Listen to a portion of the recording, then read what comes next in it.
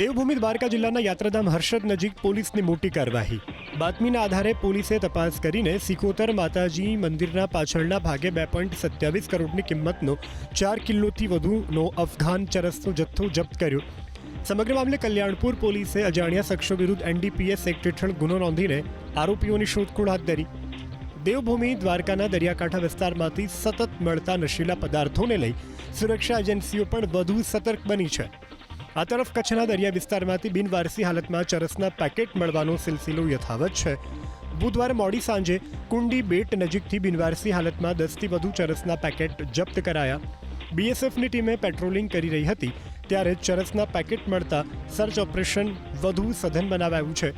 રવિવારથી બુધવાર સુધીમાં મોટા પીર, સુગર બેટ, કુંડી બેટ પાસેથી બિનવારસી હાલતમાં ચરસના પેકેટ મળી આવ્યા છે.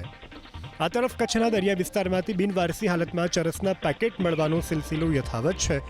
બુધવારે મોડી સાંજે કુંડી બેટ નજીકથી બિનવારસી હાલતમાં 10થી વધુ ચરસના પેકેટ જપ્ત કરાયા. BSFની ટીમે પેટ્રોલિંગ કરી રહી હતી ત્યારે ચરસના પેકેટ મળતા સર્ચ ઓપરેશન વધુ સઘન બનાવાયું છે.